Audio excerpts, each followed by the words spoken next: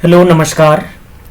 आज हम लोग राष्ट्रीय आय के बारे में जानेंगे, लेकिन मेनली मुझे समझना है राष्ट्रीय आय को, लेकिन उससे पहले अर्थव्यवस्था के बारे में थोड़ा जान लेते हैं। बेसिक सा पॉइंट, इकोनॉमिक्स क्या होता है, इकोनॉमी क्या होता है, दोनों में क्या डिफरेंट है, इन सारी चीज़ों को छोटे छोटे पॉइंट को देख लेते हैं। तो हम बात करते हैं अर्थव्यवस्था, अर्थशास्त्र का। पहले अर्थशास्त्र को इकोनॉमिक्स तो अर्थशास्त्र बोलते किसको है? अर्थशास्त्र के अंतर्गत यह अध्ययन किया जाता है कि दुर्लभ संसाधनों का किस प्रकार से उपयोग किया जाए कि उनसे माइक्रो मतलब बेस्टी यहाँ पे यूज करेंगे, माइक्रो। आगे हम आपको बता रहे हैं, ये टाइप ही है, माइक्रो और मैक्रो, दो वर्ड आप याद रखिएगा, क्योंकि इसका हिंदी बड़ा पेचीदा होता है। जैसे कि वेस्टी, माइक्रो का वेस्टी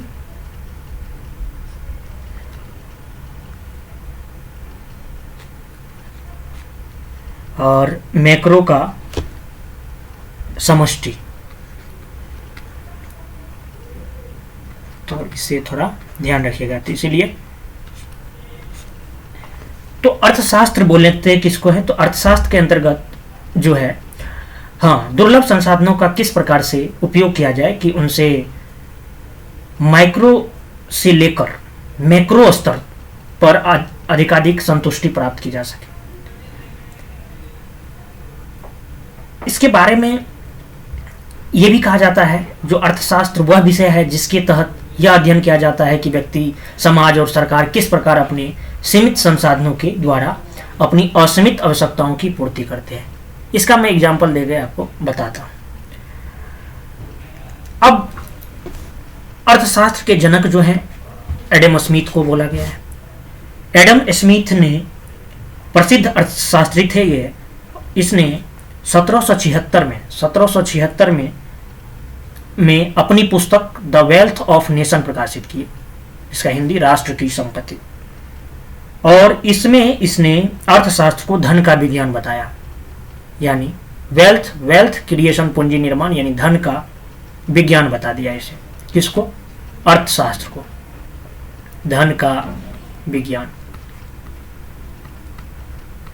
किसने बताया? एडम स्मिथ ने। उसके बाद मार्शल ये भी अर्थशास्त्री थे। इसने जो है अर्थशास्त्र के बारे में बताया जी, ये समाज कल्याण से संबंधित है, वेलफेयर से तुलना किसने किया? मार्शल ने। ठीक है।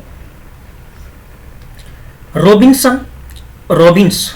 अर्थशास्त्री जो थे, इसने बताया जो संसाधनों का अभाव, यानी स्कार्सिटी ऑफ रिसोर्सेज के बारे में बताया, कंपैरिजन कर दिया। लेकिन मेनली होता क्या है? जैसे इसका देखिए अर्थशास्त्र का मतलब, जैसे एक आदमी है, उसके पास 100 रुपया है। ठीक है। अब 100 रुपया है तो उसे बर्गर भी खाना है और इंटरटेनमेंट भी करना है, और इन सब के लिए उसे परिवहन भी करना पड़ेगा। तो अब उनके पास 100 रुपया है, तो 100 रुपया है तो 100 रुपया में ही उसे ये तीनों काम करना है। तो इसके लिए वो क्या करेगा? बर्गर का वैरायटी ऑफ रहता है, 30 रुपया, 40 रुपया, 50 रुपया, 90 रुपया। उसमें से वो 30 रुपया वाला बर्गर खाएगा, और 10 रुपया उसका सबसे पहले भाड़ा में खत्म हो गया है, परिवहन में। तो 30, 10, 40, अब जो है 60 रुपया से ही उसको इंटरटेनमेंट करना पड़ेगा। हालांकि वो सोचा था क्या, जो मैं दोस्त मतलब अच्छे थिएटर में जाके अपना इंटरटेनमेंट करूंगा, लेकिन उनके पास पैसा नहीं था, तो उसने करना, उनको तीनों काम था, तो उसने क्या किया, ये कम दाम का ही बर्गर खाया और परिवहन में 10 रुपया लगाया और 60 रुपया का ही इंटरटेनमेंट में यूज किया। तो ये देखे, जो 100 रुपया ही था उसके पास, सीमित संसाधन था। सीमित संसाधन में जो है वो अपनी असीमित आवश्यकताओं को पूर्ति किया, जो भी आवश्यकता था उसको पूर्ति किया। तो इसीलिए इस डेफिनेशन को ही ज़्यादा तवज्जो दिया जाता है, और इससे हम लोग समझते भी हैं जो अर्थशास्त्र वह विषय है जहां व्यक्ति, समाज तथा सरकार अपनी सीमित संसाधनों के द्वारा असीमित आवश्यकताओं की पूर्ति का प्रयास करते हैं, उसी को अर्थशास्त्र बोलते हैं। एडम स्मिथ ने इसे कैसे बताया है जो अर्थशास्त्र वह नियम है जिसके अंतर्गत उत्पादन, उपभोक्ता और वितरण संबंधित आर्थिक क्रियाओं का अध्ययन किया जाता है। ये एडम स्मिथ साहब के द्वारा डिफिनेशन दिया गया है। ठीक है, अब अर्थशास्त्र को दो भागों में बांटा जाता है, माइक्रो इकोनॉमिक्स और मैक्रो इकोनॉमिक्स। ठीक है, 11-12 का एक चैप्टर ही बना हुआ है। तो व्यष्टि अर्थशास्त्र और समष्टि अर्थशास्त्र। अच्छा, माइक्रो मतलब आप जानते हैं सूक्ष्म, तो सूक्ष्म अर्थशास्त्र भी बोला जाता है, और मैक्रो मतलब होता है बृहद, तो बृहद अर्थशास्त्र भी बोला जाता है। अब इन दोनों के बारे में हम लोग अंतर को भी समझेंगे। माइक्रो इकोनॉमिक्स और मैक्रो इकोनॉमिक्स। माइक्रो इकोनॉमिक्स व्यक्ति या फर्म का आर्थिक क्रिया है, किसी व्यक्ति का, फर्म का आर्थिक क्रिया है। लेकिन अगर ब्रॉड लेवल पे किसी राष्ट्र या देश की आर्थिक क्रियाएं है तो वो माइक्रो इकोनॉमिक्स। एक उत्पादक, उपभोक्ता, फर्म, कंपनी, तो उसके लिए माइक्रो इकोनॉमिक्स। वही सकल घरेलू उत्पाद, तो सकल घरेलू उत्पाद किसका निकाला जाता है भाई? देश का निकाला जाता है। नेशनल इनकम, गरीबी किसी देश का ही निकाला जाता है। राजकोषीय नीति, भुगतान संतुलन, ये सब मैक्रो इकोनॉमिक का पार्ट है। अब ये माइक्रो इकोनॉमिक का 3 घटक है। 3 घटक कौन कौन भाई? इनके 3 घटक उत्पादक, उपभोक्ता और बाजार। कीमत सिद्धांत क्या है? कीमत सिद्धांत के आधार पर जो बताया गया है डेफिनेशन, अर्थशास्त्र वह विषय है जहां व्यष्टि से लेकर समष्टि तक, जो मैंने आपको स्टार्टिंग में ही बात किया, जो माइक्रो से लेकर मैक्रो तक सीमित संसाधनों द्वारा असीमित आवश्यकताओं की पूर्ति की जाती है। और एडम स्मिथ साहब ने क्या डेफिनेशन दिया? एडम स्मिथ साहब ने दिया जो सैद्धांतिक रूप से दिया, जो अर्थशास्त्र वह विषय है जहां मानव की आर्थिक क्रियाओं का अध्ययन किया जाता है। आर्थिक क्रिया क्या होता है भाई? आर्थिक क्रिया वे सभी क्रियाएं जिनका संबंध किससे हो? धन से हो, जिनका संबंध धन से हो। ठीक है, और ये जो आर्थिक क्रियाएं हैं, ये आर्थिक क्रियाएं जो हैं, जहां ये आर्थिक क्रियाएं घटित होती है उसे अर्थव्यवस्था यानी इकोनॉमी कहा जाता है। व्यवहारिक रूप से हम लोग यूज करते हैं इकोनॉमी का, अर्थव्यवस्था का। बात समझ गए होंगे जो इकोनॉमिक्स और इकोनॉमी में क्या डिफरेंट है। आगे बढ़ते हैं। अर्थव्यवस्था जो है, अर्थव्यवस्था को भी 3 पार्ट में डिवाइडेड किया गया है। कार्य स्वभाव के दृष्टि से 3 भागों में, प्राथमिक क्षेत्र, द्वितीयक क्षेत्र और तृतीयक क्षेत्र। प्राथमिक क्षेत्र में कृषि आता है, द्वितीयक क्षेत्र में उद्योग आता है और तृतीयक क्षेत्र में सेवा आता है। अब प्राथमिक क्षेत्र में मेनली और सब क्या क्या आता है? प्राथमिक क्षेत्र में, प्राइमरी सेक्टर में कृषि, पशुपालन, मत्स्य पालन, वानिकी, बागवानी, खनन, उत्खनन। वहीं द्वितीयक क्षेत्र की बात करें तो द्वितीयक क्षेत्र मेनली किससे संबंधित है? उद्योग से। सेकेंडरी सेक्टर उद्योग, निर्माण, विनिर्माण, जलापूर्ति, विद्युत, ये सभी द्वितीयक क्षेत्र की संसाधन है। तृतीयक क्षेत्र में मेनली सेवा क्षेत्र बोलते हैं इसको। तृतीयक क्षेत्र मेनली सेवा क्षेत्र, बीमा, बैंकिंग, लोक प्रशासन, परिवहन, शिक्षा, स्वास्थ्य, भंडारण, सूचना प्रौद्योगिकी, ये सब तृतीय क्षेत्र के अंतर्गत आते हैं। रक्षा, होटल और रेस्तरां, पर्यटन, ये सभी तृतीय क्षेत्र के अंतर्गत आते हैं। अब यहाँ पे आपको ध्यान देना है, जो प्राथमिक क्षेत्र, द्वितीयक क्षेत्र और तृतीयक क्षेत्र, एक वित्तीय वर्ष में आर्थिक क्रियाएं का कुल योग, तीनों से प्राथमिक क्षेत्र, द्वितीयक क्षेत्र और तृतीयक क्षेत्र की आर्थिक क्रियाएं एक वित्तीय वर्ष में जो होता है, इसका कुल योग जो है क्या कहलाता है भाई? जीडीपी कहलाता है, ग्रॉस डोमेस्टिक प्रोडक्ट, सकल घरेलू उत्पाद। वहीं अगर तो जीडीपी भी आप समझ गए। GVA, gross value added, GVA क्या होता है? सकल मूल्य वर्धन। इसमें प्राइमरी, सेकेंडरी, टर्सरी, भारत का जो है जीवीए 16.1%, प्राइमरी सेक्टर का, सेकेंडरी सेक्टर का 29.6% और टर्सरी सेक्टर का 54.3%। आप क्या देख रहे हैं, सेवा क्षेत्र में जाते हैं। ठीक है, अब देखिए, तो भारतीय अर्थव्यवस्था जो है, भारतीय अर्थव्यवस्था जीबीए या जीडीपी में योगदान जो है उसका सेवा क्षेत्र का है, उसके बाद उद्योग का है, दूसरे नंबर पर उद्योग का है और तीसरे नंबर पर कृषि का है। क्लियर बात। वहीं अगर मैं बिहार की बात करूं तो बिहार में 21.9% जो है प्राइमरी सेक्टर, 19.1% सेकेंडरी सेक्टर और 59% टर्सरी सेक्टर है।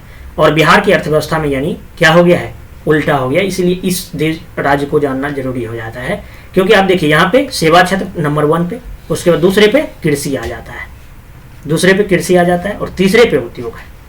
ठीक है, और भारत में देखें क्या, सेवा क्षेत्र दूसरे पे आ जाता है उद्योग और तीसरे पे चला जाता है कृषि। किसमें, जीबीए और जीडीपी में योगदान की बात करेंगे अगर तो। अब हम रोजगार को लेकर भी बात करते हैं। जीबीए और जीडीपी में रोजगार का जो योगदान है, प्राथमिक क्षेत्र में 1951 में जो था, 1951 में 55% था, 55%, ये है 55%। ठीक है, और द्वितीय क्षेत्र का 30% था और तृतीय क्षेत्र का 15% था। ये कब की बात है, 1951 में, पहली पंचवर्षीय योजना में। जो वहीं अगर बात करें 18-19 का, तो 18-19 में 16.1% और 29.6% द्वितीय क्षेत्र का और 54.3% तृतीय क्षेत्र का। अच्छा, ये जो है ना, आप डाटा आएगा तो फिर इसे अपना चेंज कर लीजिएगा। ठीक है, ये मैं 18-19 का बताया। और रोजगार का जी जहां तक बात करें तो 1951 में 70% रोजगार प्राथमिक क्षेत्र में मिलता था, लेकिन अब 2010-11 के अनुसार 49%। द्वितीय क्षेत्र में पहले 1951 में 20% मिलता था, तो अब 23% मिलने लगा है उद्योग क्षेत्र में, और 10% पहले सेवा क्षेत्र में मिलता था, जिसमें कि बढ़ोतरी होते होते बहुत ज़्यादा बढ़ोतरी हुआ और 28% अब मिल रहा है। तो रोजगार के अगर मामले की बात करेंगे तो कृषि, सेवा, उसके बाद उद्योग, ये घटते क्रम में है। कृषि, सेवा, उद्योग। 1951 के बाद जीडीपी में कृषि का योगदान लगातार क्या हो रहा है, कम हो रहा है। और 1951 के बाद जीडीपी में सेवा क्षेत्र का योगदान में क्या हो रहा है, लगातार वृद्धि हो रही है। तो अब आप इनसे एक चीज योगदान कीजिएगा। अभी विकसित और विकासशील देश के बारे में भी जानेंगे। तो अपना देश क्यों, कौन सा देश है, विकासशील है, विकसित? तो विकसित देश के बारे में ऐसा कॉन्सेप्ट है जो कृषि क्षेत्र का योगदान कम हो और सेवा क्षेत्र का योगदान में वृद्धि हो, तो वो विकसित देश कहलाएगा।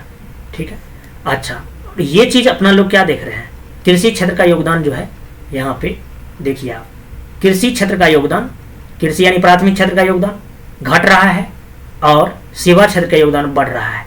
कृषि क्षेत्र का योगदान घट रहा है और सेवा क्षेत्र का योगदान बढ़ रहा है। तो विकसित देश होना चाहिए, लेकिन भारत विकसित देश है नहीं, भारत विकसित देश नहीं है। क्यों नहीं है भाई? क्योंकि इसका वजह है भारत में जो है श्रमिक आधिक्य है, श्रमिक आधिक्य वाला देश है। ठीक है, इसीलिए जो है भारत विकासशील देश नहीं है। शुरू को फॉलो कर रहा है लेकिन श्रमिक आधिक्य वाला देश है। वर्तमान में अगर बात करें तो वर्तमान की हालात को अगर देखा जाए तो कृषि पर जीडीपी या जीबीए में 13 से 14% है और ग्रामीण क्षेत्रों में ये प्रचंड बेरोजगारी का कारण बनता है। प्रचंड बेरोजगारी क्या होता है आपको अच्छे से बताएंगे बेरोजगारी चैप्टर में। जनसंख्या निर्भरता जो है वर्तमान में कितना है भाई? 49%। किस पे? कृषि पे। कृषि क्षेत्र में सबसे अधिक प्रचंड या छिपी बेरोजगारी है, क्योंकि आप देखते होंगे जो अगर किसान जो है, किसान के सभी फैमिली जो है मिलके खेती करते हैं, तो अब जो है उसमें क्या होता है, जो किसान के परिवार जो शामिल होते हैं और उसी खेत में वो लगे रहते हैं अपने काम को करने में, तो इसीलिए और पता नहीं चलता है, तो वो प्रचंड बेरोजगारी हो जाता है।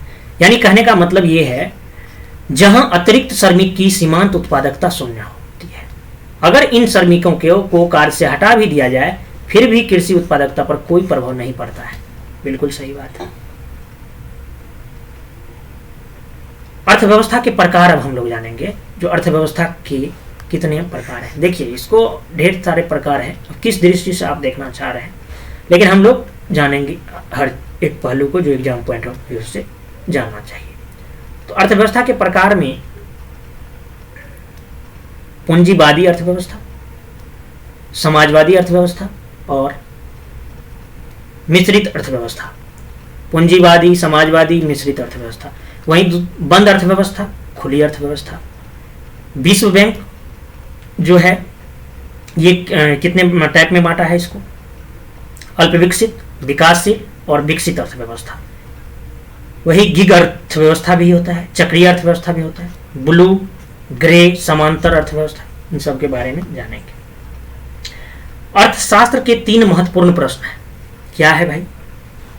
अर्थव्यवस्था के 3 महत्वपूर्ण प्रश्न। 3 महत्वपूर्ण प्रश्न क्या है? क्या उत्पादन करना है, कितनी मात्रा में उत्पादन करना है, और उत्पादित वस्तु और सेवा का बाजार मूल्य क्या होगा। बाजार मूल्य क्या होगा। तो अर्थव्यवस्था के इन 3 महत्वपूर्ण प्रश्नों को देखने के बाद निर्णय के मुताबिक ये आया जो निजी कंपनी ले तथा सरकार की भूमिका कम से कम हो।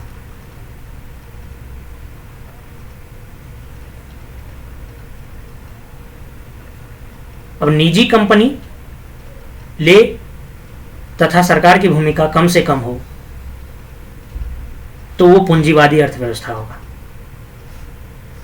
ठीक है, इन तीनों क्वेश्चन को आप देखिए। क्या उत्पादन करना है, क्या उत्पादन करना है, कितनी मात्रा में उत्पादन करना है, उत्पादित वस्तु और सेवा का बाजार मूल्य क्या होगा। अगर इन तीनों क्वेश्चन का आंसर जो है, इसका निर्णय निजी कंपनी ले तथा सरकार की भूमिका कम से कम हो तो उसे बोलेंगे पूंजीवादी या कैपिटलिज्म अर्थव्यवस्था। एग्जाम्पल में आप यूएसए को ले सकते हैं। ठीक है, यूएसए की अर्थव्यवस्था पूंजीवादी अर्थव्यवस्था ही है, क्योंकि इन तीनों क्वेश्चनों का आंसर वहां कौन लेते हैं, निजी कंपनी निर्णय लेते हैं इस तीनों क्वेश्चनों को। ठीक है, यदि इन तीनों क्वेश्चनों का निर्णय, इन तीनों निर्णय सरकार ले तथा निजी कंपनी की भूमिका कम से कम हो तो उसे समाजवादी अर्थव्यवस्था कहते हैं। ये कहाँ चलता था भाई? एग्जाम्पल के तौर पे 1991 तक कहाँ चला था? यूएसएसआर में चला था। बाद में तो यूएसएसआर टूट गया। तो फिर अब हम बात करते हैं मिश्रित अर्थव्यवस्था की। मिश्रित अर्थव्यवस्था उन तीनों क्वेश्चनों का निर्णय अगर सरकार प्लस निजी कंपनी दोनों मिलकर ले तो उसे मिश्रित अर्थव्यवस्था बोलते हैं। इसका उदाहरण हम अपने देश भारत को ले सकते हैं। ठीक है, औद्योगिक नीति 1948 जो है, इससे पहले भारत था। औद्योगिक नीति 1948 में आया और उस टाइम उद्योग मंत्री थे श्यामा प्रसाद मुखर्जी। ठीक है, अब बात हम करते हैं बाजार अर्थव्यवस्था का। बाजार अर्थव्यवस्था किसको बोलेंगे? अगर उन तीनों क्वेश्चनों का निर्णय बाजार की शक्ति यानी मांग और पूर्ति द्वारा निर्धारित हो तो बाजार अर्थव्यवस्था। अब हम बात करते हैं दूसरा बात, जो बंद अर्थव्यवस्था और खुली अर्थव्यवस्था क्या है। बंद अर्थव्यवस्था और खुली अर्थव्यवस्था देखिए, ये आप सोचने से समझ में आ जाएगा। कोई देश है, ठीक है, अब अगर इसका निर्यात और आयात, अगर इस देश से आयात और निर्यात, आयात मतलब दूसरे देश से सामान आ रहा है यहाँ पे, निर्यात मतलब यहाँ से जा रहा है, अगर आयात और निर्यात प्रतिबंध हो या कम हो, न के बराबर हो, तो उसे बंद अर्थव्यवस्था बोलते हैं। इसका जीता जागता उदाहरण जो है उत्तर कोरिया है। ठीक है, अपने में रहना है भाई, दूसरी जगह नहीं जाना है, चाहे कोरोना आए या कुछ भी आए। खुली अर्थव्यवस्था ओपन इकोनॉमी, जहां आयात निर्यात मुक्त रूप से हो, जहां सस्ता मिले वहां से हम काम करेंगे, वहां से बिजनेस करेंगे, ये सब खुली अर्थव्यवस्था है। ठीक है, अब भाई कितना सस्ता हो जाए सामान, अगर महंगा सामान रहेगा तो तब आम इंसान तो उसको ले ही नहीं पाएगा, तो इसीलिए ये तो बढ़िया बात है, जो अपने यहाँ जो है खुली अर्थव्यवस्था है, चाइना का माल हम लोग आराम से गरीब आदमी सब ले रहे हैं, यूज कर रहे हैं, सब टेक्नोलॉजी का, सभी टेक्नोलॉजी का यूज करके। अब जो होता है ना, अब हम लोग जानेंगे विश्व बैंक के आधार पे जो बांटा गया है अल्प विकसित, विकासशील और विकसित देशों के बारे में। जीएनआई क्या होता है भाई? जीएनआई सकल राष्ट्रीय आय होता है, ग्रॉस नेशनल इनकम, और पीसीआई जो होता है पर कैपिटा इनकम होता है, प्रति व्यक्ति आय। जानेंगे आगे। अल्प विकसित देश बोलेंगे जहां पे जीएनआई माइनस पीसीआई यानी सकल राष्ट्रीय आय माइनस प्रति व्यक्ति आय अगर $1035 से कम हो। क्लियर बात? विकसित देश किसको बोलेंगे भाई? जहां पे जीएनआई माइनस पीसीआई यानी सकल राष्ट्रीय आय माइनस प्रति व्यक्ति आय अगर कितना $12,535 से ज्यादा हो। क्लियर बात? तो ये हो गया अल्प विकसित और विकसित इन दोनों का। अब बीच में मध्यम वर्ग जो आता है वो आता है विकासशील। विकासशील को भी दो टाइप में बांटा गया है, निम्न मध्यम आय और उच्च मध्यम आय। निम्न मध्यम आय अगर जीएनआई माइनस पीएसआई $1036 से $4050 के बीच में हो, मध्य में हो, तो उसको बोलेंगे निम्न मध्यम आय। और अगर जीएनआई माइनस पीसीआई $4046 से लेकर और $12,535 तक हो के मध्य हो, तो उसे बोलेंगे उच्च मध्यम आय वाले विकासशील देश। लेकिन अपना इंडिया जो है विकासशील देश है, लेकिन उसमें भी कौन? निम्न मध्यम आय वाला विकासशील। इंडिया का जीएनआई माइनस पीसीआई कितना है भाई? जीएनआई माइनस पीसीआई कितना है? $2081। इसलिए ये हमारे देश भारत जो है ये निम्न मध्यम आय वाले विकासशील देश है। क्लियर बात? अब हम बात करते हैं गीग अर्थव्यवस्था का। गीग अर्थव्यवस्था क्या होता है भाई?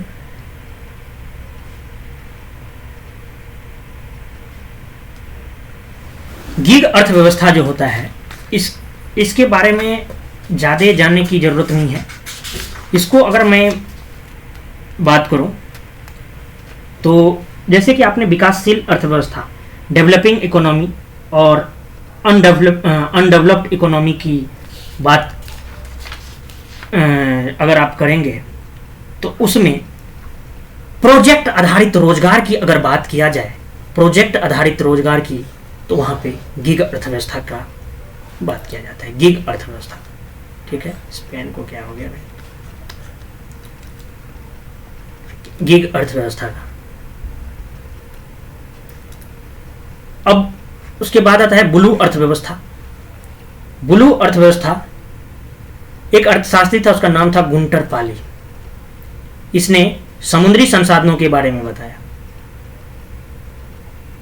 तो उसे ब्लू अर्थव्यवस्था बोलते हैं। अब देखिए ये चीज समझने की बात यह है, जो मतलब प्रोजेक्ट आधारित रोजगार की जहां पे बात किया जाए, जैसे कि मान लो कोई काम है, मुझे एक नोट्स तैयार करना है। नोट्स तैयार करने के लिए मुझे एक 6 मंथ का टाइम दिया गया है, जो बीपीएससी इकोनॉमिक्स का नोट तैयार करना है, मुझे 6 मंथ का टाइम दिया है। एबीसी मान लो कंपनी द्वारा बताया गया है जो आपको करना है। तो ए जो है, मान लो ए को बताया गया है, ए जो है उसके लिए कुशलता भी देखा गया होगा, दक्षता भी देखा गया होगा, योग्यता भी देखा गया होगा। इन सारे चीजों को देखने के बाद ही जो है ये क्या करेगा, कंपनी जो है इसे पेमेंट करेगा, भुगतान करेगा। तो ये क्या है भाई? प्रोजेक्ट आधारित रोजगार है। यानी ये प्रोजेक्ट समाप्त तो इसका पेमेंट हो गया, बस खेला खत्म। अब हम बात करते हैं सर्कुलर इकोनॉमी का, चक्रीय अर्थव्यवस्था। चक्रीय अर्थव्यवस्था क्या होता है? चक्रीय अर्थव्यवस्था यानी recycle of use of product, प्रयोग फिर प्रयोग, प्रयोग फिर प्रयोग, ठीक है ना, रिफिल करके। प्रयोग फिर प्रयोग, तो बार बार जिसका प्रयोग फिर प्रयोग करें, recycle of use of product, तो वो सर्कुलर इकोनॉमी कहलाता है। रैखिक अर्थव्यवस्था की जहां तक बात करें तो वन टाइम यूज, प्रयोग कर फेंको, प्रयोग करो फेंको, प्रयोग करो और फेंको, तो यानी वही वन टाइम यूज हो जाएगा, रैखिक अर्थव्यवस्था बोलेंगे। ग्रे अर्थव्यवस्था, छोटे छोटे पॉइंट को बस ऐसे ही जान लेना है। ग्रे अर्थव्यवस्था, जिस अर्थव्यवस्था में रोजगार में असंगठित अनौपचारिक यानी अनऑर्गेनाइज्ड क्षेत्रों की भागीदारी अधिक हो, उसको ग्रे इकोनॉमी बोलेंगे। क्लियर बात। नेक्स्ट, अब संगठित और असंगठित क्षेत्र क्या होता है? जैसे कि अभी आप एक योजना चलाया था मोदी जी कोरोना के बाद, जो असंगठित क्षेत्र के जितने भी श्रमिक हैं उन्हें 10,000 रुपया श्रम निधि योजना के अंतर्गत दिया जाएगा। तो असंगठित किसको बोले जाएगा? सबसे पहले ये जान लीजिए, संगठित समझ जाएंगे तो जो संगठित में नहीं आएगा वो असंगठित होगा। संगठित में क्या हो? आय निश्चित हो, काम करने के घंटे भी निर्धारित हो, सामाजिक सुविधा सुरक्षा भी मिले। जैसे सामाजिक सुविधा सुरक्षा की बात करेंगे तो बीमा, पेंशन, ग्रेजुइटी, ये सब, और श्रम कानून से सुरक्षा भी मिले, तो उसको बोलेंगे संगठित। जैसे कि सरकारी नौकरी, ये सारा कुछ आपको मिल रहा है, और जिसमें आय भी निश्चित ना हो, काम करने की घंटे भी निर्धारित ना हो, और सामाजिक सुविधा, बीमा, पेंशन, ग्रेजुइटी ये भी ना हो, और श्रम कानून से सुरक्षा भी ना मिले, वो असंगठित क्षेत्र होते हैं। भारत में लगभग 92% जो है असंगठित क्षेत्र में कार्यरत है। सोचने वाली बात है। मात्र 8% जो है वो सिर्फ संगठित क्षेत्र में कार्यरत है। अब हम बात करते हैं समांतर या छायादार अर्थव्यवस्था का। तो ये पैरेलल इकोनॉमी या शैडो इकोनॉमी भी बोलते हैं इसको। तो वह अर्थव्यवस्था, नाम से ही आपको मालूम हो रहा होगा, जो वह अर्थव्यवस्था जहां काले धन की अधिकता हो, यानी टैक्स चोरी ज्यादा हो, तो उसको एक समांतर यानी पैरेलल इकोनॉमी बोला जाता है। भारत का कर जीडीपी अनुपात 16 से 17% है। टैक्स जीडीपी रेशियो जो है कितना है? 16 से 17%। अब तो ये जो है ना, ये समांतर पैरेलल इकोनॉमी ना चले, इसको रोकने के लिए क्या प्रयास किया जा रहा है भाई? काले धन को रोकने के लिए प्रयास जो है, कर कानून में बदलाव, विमुद्रीकरण, मोदी जी करके भी देखे, प्रधानमंत्री गरीब कल्याण योजना, बेनामी हस्तांतरण रोक कानून ये लाया गया, स्वच्छ धन अभियान लाया गया। जो भी बंदा टैक्स नहीं चुकाया है उसको हम छूट दे रहे हैं, जो वो अपना टैक्स, अपना जो है ब्लैक मनी जितना भी है वो उजागर कर दे, हम उनसे ज़्यादा पैसा नहीं लेंगे, पेनल्टी माफ कर देंगे। प्रोजेक्ट इनसाइट ये भी सीबीडीटी के लिए शुरू किया गया था। जीएसटी, तो ये काले धन रोकने के लिए के प्रयास किए, उनमें जीएसटी में भी कानून में कुछ कुछ उसको छूट दिया गया। जैसे कि उसके बाद ये विवाद से विश्वास स्कीम लाया गया, जिसमें कि जिनके पास केस चल रहा है, बहुत पुराना चल रहा है, तो उसको कह रहा है जो आप अपने से आके एक टेबल पे आइए और बात कीजिए और इसको केस को सलटाइए। तो ये सब जो है काले कानून को, धन को रोकने के लिए प्रयास किया जा रहा है गवर्नमेंट के द्वारा। अब उत्पादन के कारक, factor of production, factor of production की जहां तक बात करें तो ये क्या होता है भाई? धीरे धीरे हम लोग आगे बढ़ रहे हैं, तो अब जहां से एग्जाम में क्वेश्चन सब आता है वो सब भी आपको देखने को मिलेगा। उत्पादन के कारक फैक्टर्स ऑफ प्रोडक्शन में भूमि, लैंड, पूंजी यानी कैपिटल, श्रमिक, लेबर और व्यवसायी इंटरप्रेन्योर रहेगा। उत्पादन करने के लिए ये सब चीज चाहिए कि नहीं चाहिए? भूमि चाहिए, बिल्कुल चाहिए, पूंजी भी चाहिए, हाँ, श्रमिक रहेगा तभी तो काम हो पाएगा, और व्यवसायी इंटरप्रेन्योर भी चाहिए। अब जो है ये 4L, 4L क्या क्या होता है भाई? 4L जो है आपको कल मैंने S4A के बारे में बताया था। आज देखिए 4L, land, labour, liquidity, law, ये चारों प्रोडक्शन के लिए होना चाहिए। Land, labour, liquidity, law. Liquidity यानी पूंजी, लॉ व्यवसाय। अब किसी वस्तु के उत्पादन में, किसी वस्तु के उत्पादन में किया गया खर्च उस वस्तु का लागत होगा। किसी वस्तु के उत्पादन में किया गया खर्च ही उस वस्तु का लागत होगा, है कि नहीं है? क्योंकि लागत कैसे निर्धारित कीजिएगा आप? लैंड लीजिएगा उसका किराया देना पड़ेगा, लेबर अगर मान लीजिए पूंजी कहीं से लेते हैं तो उसको ब्याज देना पड़ेगा, लेबर को वेतन देना पड़ेगा, और इंटरप्रेन्योर जो रहेंगे, उद्यमी जो रहेंगे, वो लाभ लेंगे कि नहीं लेंगे, इन सबको एडिशन कीजिएगा, तभी आपको क्या पता चलेगा? लागत। यानी लागत में आपको लैंड अगर लिए हैं किराया पे तो किराया देना पड़ेगा, लिक्विडिटी पूंजी लिए हैं तो बाजार ब्याज देना पड़ेगा, लेबर को वेतन देना पड़ेगा, इंटरप्रेन्योर है तो लाभ भी कमाएगा। तो ये सभी क्या हो गए? लागत हो गए। अब बात करते हैं ये कारक लागत। कारक लागत जो है इसको देखिए आप, कारक लागत जो है बाजार मूल्य ज्यादा होगा, रहेगा या नहीं रहेगा? बाजार मूल्य ज्यादा रहेगा। किस मूल्य से? लागत मूल्य से, कॉस्ट प्राइस से। कॉस्ट प्राइस से बाजार मूल्य ज्यादा रहेगा, क्योंकि बाजार मूल्य इक्वल टू होगा लागत मूल्य प्लस, इसमें टैक्स जुड़ेगा कि नहीं? ये लागत जो हुआ है इसमें सिर्फ अभी क्या जोड़े हैं? किराया जोड़े हैं, ब्याज जोड़े हैं, वेतन जोड़े हैं, लाभ जोड़े हैं। लेकिन सरकार कहाँ जाएगा भाई? जिस जो कि आपको सुरक्षा देता है, तो वो भी अपना टैक्स लेगा या नहीं लेगा? तो लागत मूल्य बाजार में जाने से पहले देखते हैं ना, पैकेट जो छपता है उस पर लिखा जाता है ये इतना इतना, और उसमें बाद में लिखता है इतना % GST, है ना? तो वो भी जोड़ के लिखा जाता है ना, जितना में बेचेंगे इस पैकेट को। तो बाजार मूल्य बराबर हो जाएगा लागत मूल्य प्लस टैक्स, कर माइनस सब्सिडी। उसमें गवर्नमेंट करता क्या है? जैसे कि मान लेते हैं एक यूरिया की बात करेंगे, तो यूरिया 300 रुपया में दे देता है, लेकिन उसका खर्च कितना है? 700-800 रुपया पड़ता है। तो गवर्नमेंट क्या करता है उस पर? पहले तो उसको जोड़ के टोटल कर देता है, लागत मूल्य कितना हुआ, फिर उसमें टैक्स को ऐड कर देते हैं, फिर उसमें कितना सब्सिडी देता है उसको माइनस, तो उसको बाजार मूल्य में माइनस करने के बाद सब्सिडी बहुत ज़्यादा मात्रा में देते हैं यूरिया पर, इसलिए मैंने एग्जांपल लिया था, तो फिर वो बाजार मूल्य में आ जाता है, इसीलिए 300-350 में मिलने लगता है।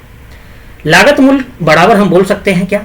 अब इसको अगर कैलकुलेशन मैथमेटिकल टर्म में कैलकुलेशन करके देखेंगे तो लागत मूल्य बराबर हो जाएगा बाजार मूल्य माइनस कर प्लस सब्सिडी।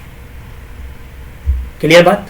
यानी लागत मूल्य बराबर कारक लागत पे किस पे? कारक लागत पे लागत मूल्य बराबर बाजार मूल्य माइनस कर प्लस सब्सिडी। अब भाई टैक्स की जहां तक बात करेंगे तो इनका भी कहां से आएगा भाई? कर जो है अनिवार्य अंशदान है, इसको मैंने आपको जिक्र करूंगा ही। प्रत्यक्ष कर में इनकम टैक्स आता है, और अप्रत्यक्ष कर में का एग्जाम्पल उदाहरण के तौर पे GST को ले सकते हैं। क्लियर बात? और ये कहां से लिया जाता है भाई? जनता जो है सरकार को देता है टैक्स, है ना?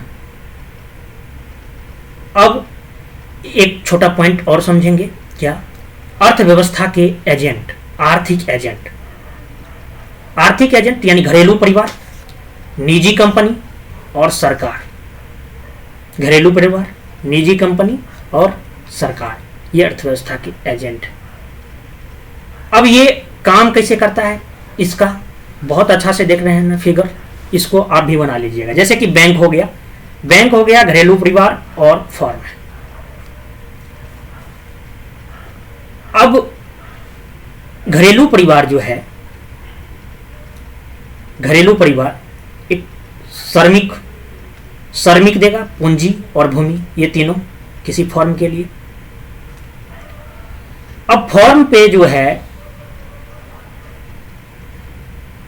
श्रमिक, देखिए इसका साइकिल इस टाइप से चलता है। अगर फर्म चल रहा है तो ये घरेलू परिवार को फर्म क्या क्या देगा?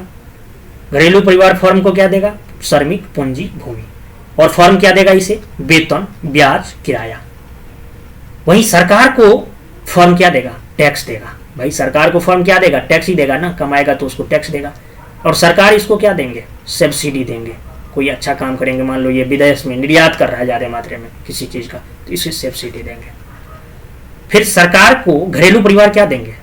सरकार को घरेलू परिवार टैक्स देंगे और श्रमिक देंगे, श्रम देंगे। और सरकार इसको क्या देंगे? अगर श्रमिक है, श्रम दे रहे हैं तो उन्हें वेतन देंगे, जैसे कि गवर्नमेंट एम्प्लॉय है। और सरकार अगर सब्सिडी दे रहे देंगे, सब्सिडी देंगे, किसी चीज़ में सहयोग करेंगे। तो आप ये देख रहे हैं फर्म जो है किससे कनेक्टेड है भाई? घरेलू परिवार से। अगर फर्म उत्पादन करेगा, मान लो उत्पादन करेगा, तो उत्पादन जो है घरेलू परिवार के मांग पर निर्भर होगा या नहीं? बिल्कुल निर्भर होगा। और ये जो फर्म है ये बैंक से भी जुड़ा रहेगा, बैंक से जुड़ा रहेगा, लोन लेगा मान लो, तभी तो इन लोगों को, घरेलू परिवार को वेतन दे पाएगा, ब्याज दे पाएगा, किराया दे पाएगा। समझ रहे हैं? और घरेलू परिवार भी जुड़े रहते हैं इनसे, बैंक से।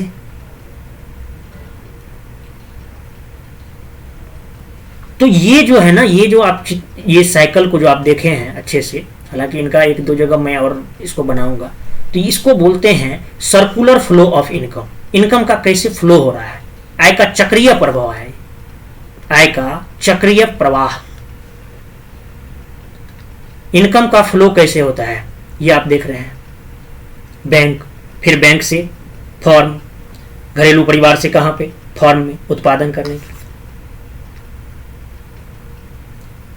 तो ये आय का चक्रीय प्रभाव हुआ। अब नेक्स्ट बात हम करते हैं, टर्म्स कुछ हैं उनके बारे में देखते हैं। टर्म्स जैसे कि बचत, सेविंग। तो सेविंग करने का मतलब इनकम जितना है आपका, उसमें से कितना आप खर्च कर दे रहे हैं वही बचत हो गया। आय माइनस उपभोग यानी खर्च बराबर बचत। सकल बचत दर, ग्रॉस सेविंग रेट। अब ये होता क्या है ना, घरेलू परिवार, निजी कंपनी और सरकारी, आप देख लीजिए। तो घरेलू परिवार जो है ना बचत 60% करता है, निजी कंपनी 20 से 25%, सरकार 10 से 15%, और सकल बचत दर जो है 30.1%। ये वेरी करते रहता है। तो आपने अच्छे से यहां तक, मुझे आशा है जो समझ गए होंगे। अब एक चीज, छोटा छोटा पॉइंट देख लेते हैं। निवेश, जैसे निवेश, इन्वेस्टमेंट। इन्वेस्टमेंट वह खर्च होता है जिससे संपत्ति का निर्माण होता है। किसी अगर संपत्ति का निर्माण कर रहे हैं तो वो इन्वेस्टमेंट कहलाएगा। निवेश जो है दो टाइप से, एक होता है घरेलू निवेश और दूसरा विदेशी निवेश। विदेशी निवेश में भी एफडीआई और एफपीआई होता है। तो फॉरेन डायरेक्ट इन्वेस्टमेंट और पोर्टफोलियो इन्वेस्टमेंट, इन सब के बारे में हम लोग जानेंगे, एफडीआई क्या होता है, एफपीआई क्या होता है। तो अच्छा, अगर आपके पास इनकम आएगा तो आप खर्च करेंगे और बचत भी करेंगे, और बचत जो करेंगे उसी में से निवेश भी करेंगे। ये भी एक क्या है, इसका एक क्रम बना हुआ है। आय करें, पहले इनकम कमाएंगे, उसमें से कुछ खर्च करेंगे, फिर कुछ बचत करेंगे, बचत जो करेंगे तो उसका निवेश करेंगे। तो ये कैपिटल फॉर्मेशन की बात आ गया। तो आज इस क्लास को इतना ही रखते हैं, नेक्स्ट दूसरे लेक्चर में देखते हैं। धन्यवाद।